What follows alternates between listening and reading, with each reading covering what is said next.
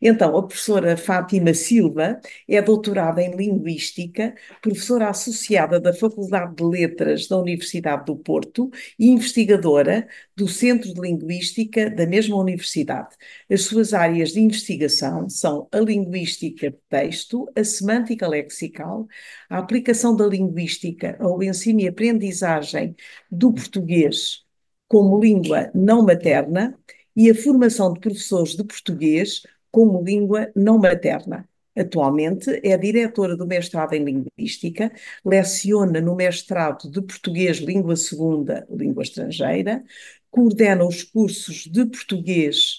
Língua Estrangeira na FLUP, portanto, na Faculdade de Letras da Universidade do Porto, e orienta trabalhos de mestrado e doutoramento nas áreas de investigação referidas. Colaborou e colabora em vários projetos de investigação, sendo autora e coautora de vários artigos publicados em revistas nacionais e internacionais, atas de conferências e livros.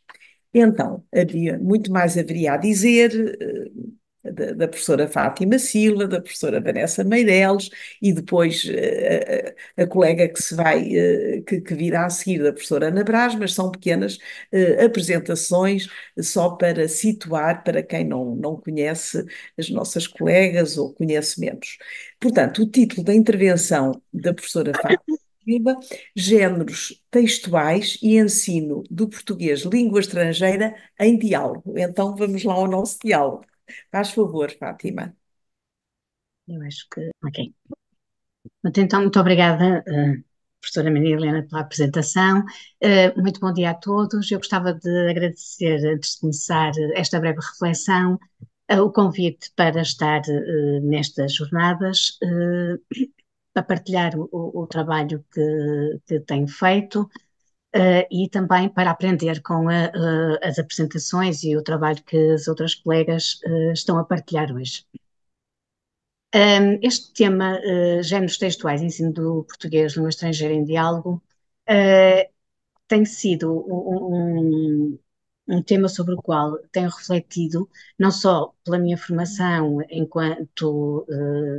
professora de linguística de texto, mas também ao nível daquilo que é o ensino-aprendizagem de português, língua estrangeira, na Faculdade de Letras da Universidade do Porto, digamos assim, o contexto relativamente ao qual tenho mais experiência. E neste sentido, a minha apresentação vai efetivamente ter como base algumas reflexões e depois passarei à apresentação de um exemplo, de dois exemplos, para concretizar um pouco, digamos assim, aquilo que é aquilo que são as ideias centrais dessas reflexões. E todos sabemos, penso eu, que tem havido nos últimos anos um foco bastante acentuado naquilo que é o trabalho com os géneros de texto enquanto instrumento para um ensino de línguas mais eficiente. São múltiplos os estudos, eu fiz uma pequena pesquisa e com este tema encontrei cerca de 2.000 trabalhos nos últimos anos. E, portanto, a questão que se coloca é de saber porquê, voltar a refletir sobre esta questão, é porque eu acho que ela é muito importante do ponto de vista daquilo que são as implicações para o ensino do português de língua estrangeira, e, por outro lado, penso que merece reflexão no sentido de percebermos quais são os limites e as potencialidades das propostas e dos modelos que têm sido aplicados. Porque então esta defesa de géneros textuais, eu selecionei apenas três exemplos ou três autores para os quais os géneros são concebidos como um apoio aos professores, aos alunos, para desenvolver a capacidade de perceber práticas discursivas e relações sociais que estão na base da interação da sociedade que fala a língua-alvo e na qual eles podem ou não estar em imersão. São também, para, por exemplo, Ramos, um recurso pedagógico poderoso, porque permitem oferecer meios para aquilo que os alunos têm que fazer linguisticamente, e, por outro lado, são também um auxiliar para o professor no sentido de lhe permitir seguir um determinado modelo ou tomar determinadas opções. Por outro lado, a ideia de que o desenvolvimento de conhecimento sobre géneros textuais pode contribuir para um intrínseco instrumento de comunicação e ensino, e nesse sentido, o ensino de PLE, com base ou tomando como ponto de referência também uma pedagogia baseada em géneros textuais, pode, pode possibilitar aos estudantes participarem em situações reais de uso da língua e, nesse sentido, de alguma forma, possibilitar a sua inclusão. E, portanto, neste sentido, aquilo que me parece relevante deste ponto de vista é o papel, digamos assim, é o papel que os géneros textuais podem ter enquanto instrumento pedagógico, mas também aquilo que é a própria definição desses géneros e que potencia esse papel. Então, recuperando muito rapidamente, porque penso que é um tópico para os colegas presentes subejamente conhecido, mas eu ia só selecionar duas ou três ideias que me parecem serem importantes e parecem poder, então, justificar uma pedagogia ou, digamos assim, percursos didáticos que tomem como base os géneros textuais. E neste sentido, portanto, a ideia de que a escolha do género é determinada em função da especificidade de uma dada esfera de interação, que há uma vasta gama de géneros, uns mais standardizados do que outros, e de que esses géneros não vão sendo, digamos assim, cumulativamente adquiridos em função não só das práticas nas quais estamos envolvidos, mas também por força das necessidades que vamos tendo ao longo da vida e em termos de componentes do género, Bakhtin, por exemplo, aponta para o conteúdo, estilo, a construção composicional, de que falarei um pouco mais à frente. Esta ideia do género enquanto algo que está na base das nossas práticas sociais é também partilhado por Marcucci, que os apresenta como padrões sociocomunicativos que são definidos e retomando um pouco aquela ideia da composição, dos objetivos, do estilo, e integrados, realizados na integração de forças históricas, sociais, institucionais e técnicas. Neste sentido, trata-se de entidades comunicativas dinâmicas que têm complexidade variável e que regulam, digamos assim, as nossas interações sociais. Um outro aspecto que é importante dentro desta lógica daquilo que são as componentes do género ou daquilo que são elementos que nos permitem, de alguma forma, descrevê-los, eu apontaria para, que me parece importante e que, digamos assim, cobre um conjunto de domínios que são depois, ou digamos assim, elementos que são depois operacionalizáveis em termos daquilo que é o trabalho com o género em sala de aula, para as dimensões propostas para a descrição de género por Jean-Michel Adam, as 8 dimensões, que são suavemente conhecidas, e que não só apontam para um domínio que é aquele que tem a ver com o contexto em que esses géneros circulam, ou que está na base da sua produção, mas também para aquilo que são os elementos da sua composicionalidade e em certa medida, também do estilo, não é? E, portanto, temos aqui a questão da componente iniciativa ou pragmática que tem a ver com exatamente os papéis, aquilo que, do ponto de vista da proposta de Broncar, nós poderíamos associar, em certa medida, às condições de produção, depois um domínio que tem a ver com o próprio conteúdo e com depois o estilo no sentido de que são as escolhas. E nesse sentido, há aqui nestas dimensões e que, um conjunto de elementos que nos, por um lado, nos remete para aquilo que é o contexto no qual circulam esses géneros e que os regulam, e depois as suas propriedades de natureza mais discursiva e linguística. E nesse sentido, e retomando então Roncar,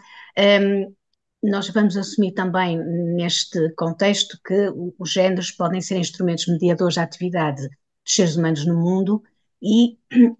uma questão que também que é importante neste contexto é a ligação que nós podemos estabelecer entre a noção, a ideia de género e a noção de texto empírico, tendo em conta que Broncar define então o texto empírico como o produto de uma ação da linguagem, e esse texto empírico realiza-se através de um género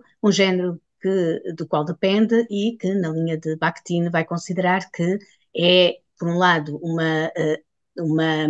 adoção e uma adaptação, no sentido em que cada produção, digamos assim, empírica que dá origem ao uso de um género, vai, por um lado, ter traços comuns com esse género do qual depende e traços de singularidade. Isto não significa, no entanto, que não tenhamos em conta que o género é, como diz Marcucci e outros autores, maleável, é versátil e é, digamos assim, moldável e adaptável às circunstâncias, àquilo que é o contexto, e nesse sentido os géneros podem variar. E, portanto, neste caso, quando se fala de adaptação, e por isso também se fala de uma adaptação, digamos assim, de traços de necessidade depois da singularidade, tem-se em conta essa ideia, não é? Portanto, que fruto daquilo que é o contexto, seja do suporte, seja dos meios de circulação, seja das próprias necessidades comunicativas, há a possibilidade de os géneros variarem e se evoluírem até para outros géneros. Esta mesma ideia é aquela que Coutinho, na linha do Broncar e do interacionismo sociodiscursivo, vai também ratificar ao dizer que o texto se inscreve num determinado género, não é? Portanto, entre aqueles que são possíveis, e ela aponta para esta ideia que eu estava a referir, não é? A ideia de que os géneros de texto se organizam de forma vaga e instável e, portanto, não são modelos, digamos assim, estanques.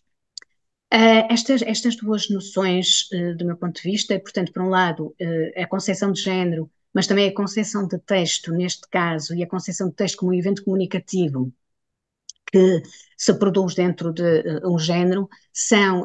dois conceitos muito importantes para o suporte de abordagens pedagógicas neste sentido. E, de seguida, e tendo em conta esta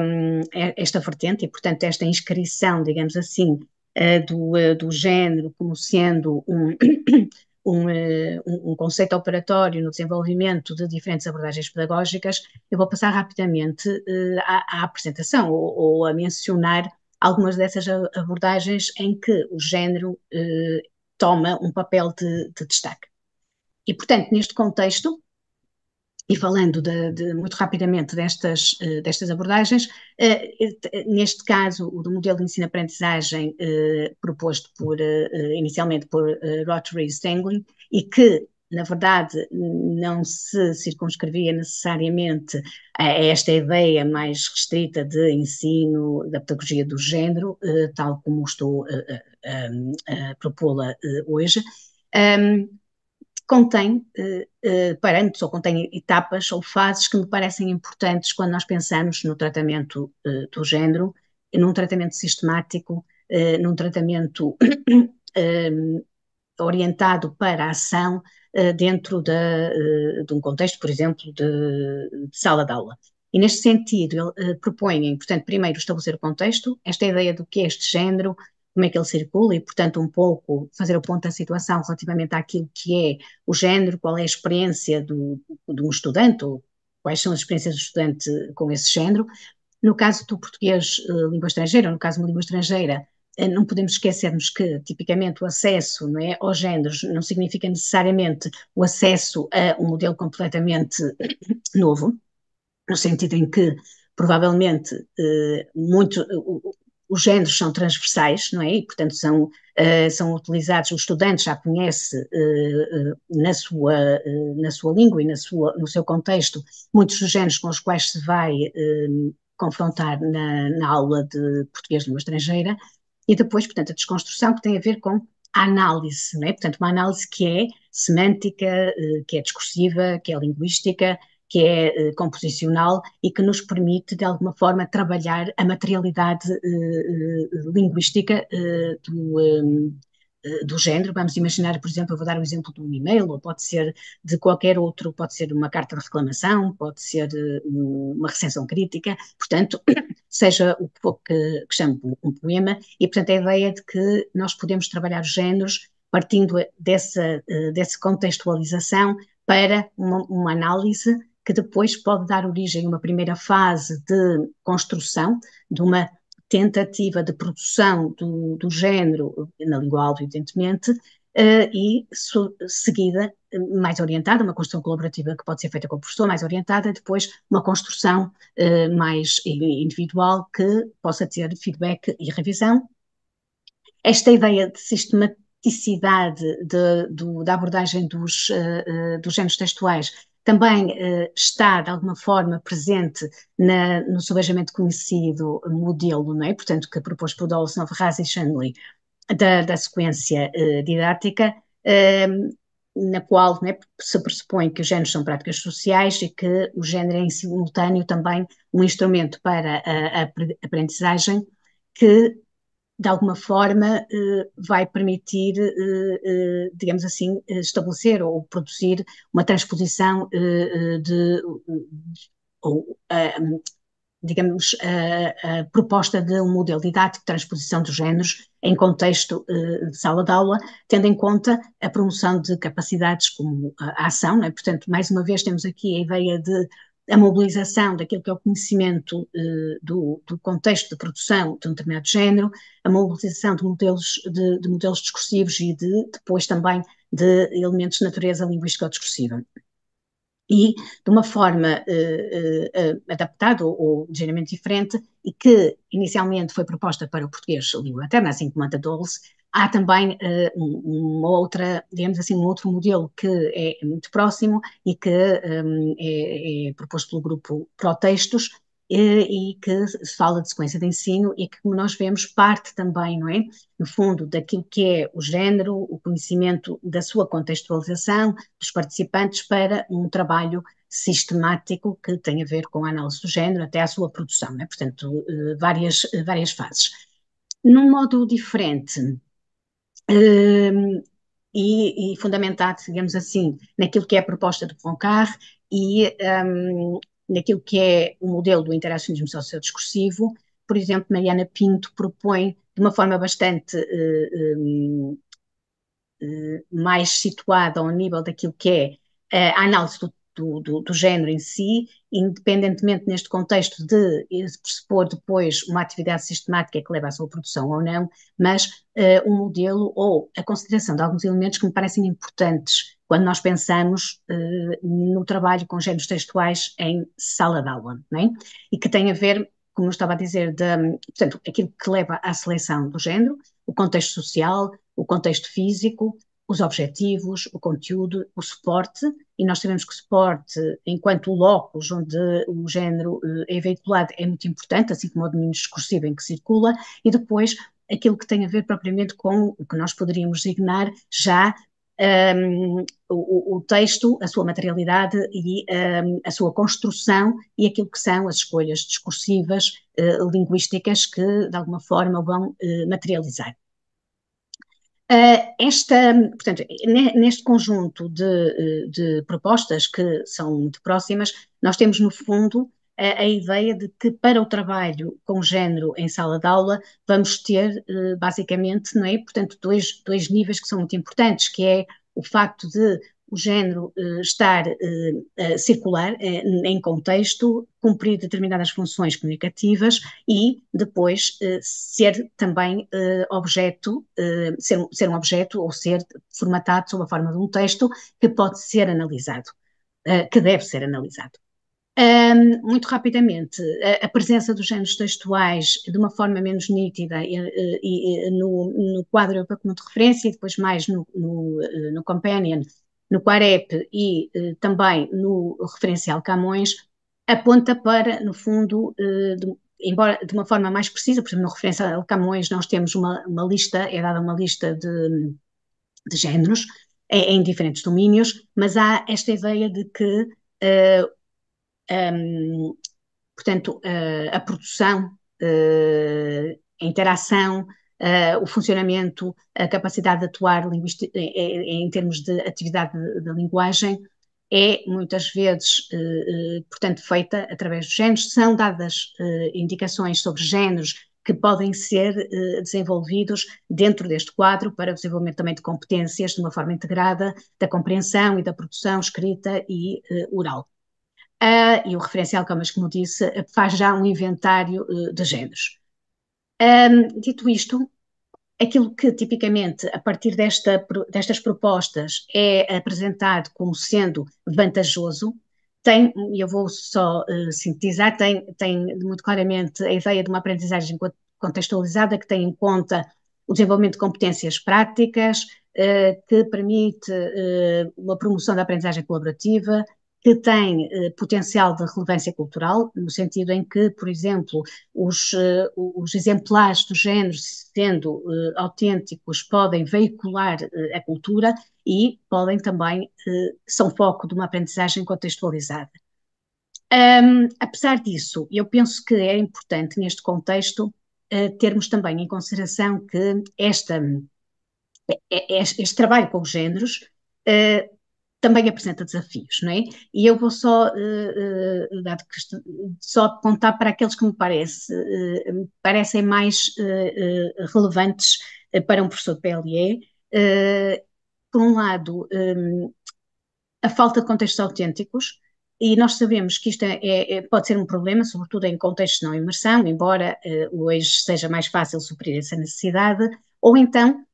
aquilo que tem a ver com a seleção de materiais em função da adequação ao nível, não é? Porque sabemos que os materiais autênticos nem sempre podem ser utilizados em sala de aula tal como são produzidos, no sentido em que em níveis iniciais eles podem ter um nível de linguagem demasiado elevado que corresponde a uma sobrecarga cognitiva. Por outro lado, nós também podemos ter como um desafio aquilo que às vezes podemos incorrer na ideia de usar o texto e aquele género um pouco como um pretexto para estudar determinadas formas e menos como uma análise integrada daquilo que são essas formas, mas dentro de um objetivo comunicativo. E, por outro lado, também ter duas questões, uma que tem mais a ver com o professor, que é a ideia de, quando há modelos, poder ser inflexível naquele sentido em que, ok, isto é um modelo e estou à espera que os meus alunos produzam aquele modelo, ou haver a seleção de géneros para trabalho em sala de aula que possam não corresponder às necessidades ou até aos interesses dos estudantes. Dito isto, e tendo em conta então que, do meu ponto de vista, as vantagens são bastante superiores a estes desafios, que penso que são reais, eu diria que o lugar dos géneros textuais no ensino de PLE começa desde o início, tem a ver com esta necessidade de percebermos quais são os géneros que são relevantes num determinado contexto, para um determinado grupo, numa determinada situação, e ter em conta esse trabalho desde o início, desde a planificação, estando na base, digamos assim, esse trabalho na resposta a questões para quê, o que, como e que, quando avaliar dentro dos géneros. Eu ia só pedir 2 minutos generosos à organização para dar então agora 2 exemplos concretos daquilo que é, do meu ponto de vista, esta aplicação. Uma aplicação, digamos assim, que tenha em conta um modelo de trabalho baseado ou adaptado, porque eu defendo um pouco estes modelos ecléticos em que nós podemos, de alguma forma, encontrar elementos de várias propostas, ou aquele que no momento nos é mais favorável, e o primeiro está integrado num projeto do qual a Universidade do Porto faz parte e que teve como objetivos gerais oferecer aos estudantes de línguas maternas eslavas B1, B2 um percurso de aprendizagem online em livre acesso de português e italiano e para fins específicos. E, portanto, é um projeto que está focado no discurso académico. E, por um lado, o alvo seriam esses estudantes, embora possa é um curso que eu acho que pode ser frequentado por qualquer estudante, e também para professores, no fundo, fornecer percursos de aprendizagem que permitam aos estudantes superar algumas dificuldades e que lhes facilitem em integração em contexto de imersão, por exemplo, quando vêm fazer um curso, quando vêm fazer mobilidade em Portugal. E para os professores, a ideia é também de termos um modelo de, portanto, alguns materiais que eles possam utilizar. E neste contexto, tínhamos também um guia pedagógico, e o guia pedagógico faz uma espécie de síntese daquilo que são as potencialidades do MOOC, as potencialidades dos recursos educativos abertos e modos e propõe alguns cenários para a sua operacionalização. Todos estes materiais estão online, estão disponíveis a partir do sítio do projeto. Então, neste caso, eu passando já, portanto, o trabalho este trabalho foi feito em grande medida a partir da definição das necessidades dos estudantes, através de um inquérito, e tendo em conta que se trata de um contexto para fins específicos, discurso académico, e, portanto, a definição dos módulos de aprendizagem do MOOC foram feitos tendo em conta digamos assim, o levantamento dessas necessidades e nos recursos educativos o que se fez foi assumir não já um modelo geral, ou portanto um discurso geral, mas áreas de especialidade também definidas em função das necessidades dos estudantes. Neste contexto, foram trabalhados de uma forma que eu diria sistemática, vários géneros textuais, nomeadamente o resumo, o debate, a crónica, o e-mail, etc. E, portanto, o exemplo que eu trago é um exemplo que está integrado no módulo 2, Comunicar na Universidade, e que se destina basicamente a uma primeira incursão e à ideia de como é que o estudante pode integrar-se discursivamente no contexto universitário, quando fala com o professor, com os funcionários dos serviços, ou quando, por exemplo, está com os seus colegas. Neste contexto, os módulos são organizados de acordo com os resultados da aprendizagem, os materiais, temos vídeos, atividades de compreensão oral escrita, de produção, questionários, fóruns, documentos textuais, avaliação por pares e autoavaliação. Portanto, este é o esquema do módulo. Este é do módulo 2, um módulo que tem como trabalho estimado, como todos os módulos, 6 horas. Então, muito rapidamente, o que é que foi o percurso em relação ao e-mail? E, primeiro, nós tivemos em conta o contexto, e todo o processo foi no sentido de, ok, nós sabemos que é um e-mail, o contexto académico, formal e informal, e depois fazer todo o processo de maneira a que tivéssemos, por um lado, a análise daquilo que são as diferentes componentes do e-mail, o e-mail no seu sentido composicional, mas também o e-mail no seu sentido discursivo e linguístico, com uma chamada de atenção especial para aquilo que são as marcas formais, nomeadamente as formas de tratamento, que nós sabemos que são complexas em português, até à produção de um e-mail e, neste contexto, a produção de um e-mail formal e a produção de um e-mail informal. Portanto, foi sempre num sentido mais ou menos comparativo. Portanto, há um percurso primeiro de contextualização, depois de análise, com materiais pedagógicos, nomeadamente pistas sobre como escrever um e-mail formal e informal, em que se dão as características desse género, e depois estes elementos. Finalmente, para reforço, houve ainda a questão da atenção ao registro, no sentido em que realmente é uma questão sensível em português, as formas de tratamento, o modo como nós nos dirigimos formalmente em termos institucionais. Eu ia só, porque mesmo pronto, se calhar consigo, pronto, isto era um exemplo, não é, de que nós temos, não sei se penso que conseguem ver, de vários tipos de e-mail de natureza formal, e depois temos, por exemplo, aqui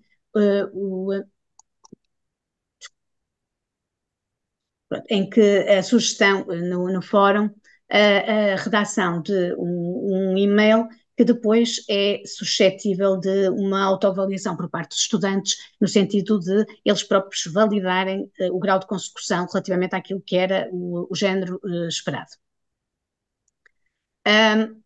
Um outro exemplo, e portanto, desculpem, todo o processo do MOOC, todas as unidades, todos os géneros textuais são trabalhados desta forma, não é? Portanto, integrada e de alguma forma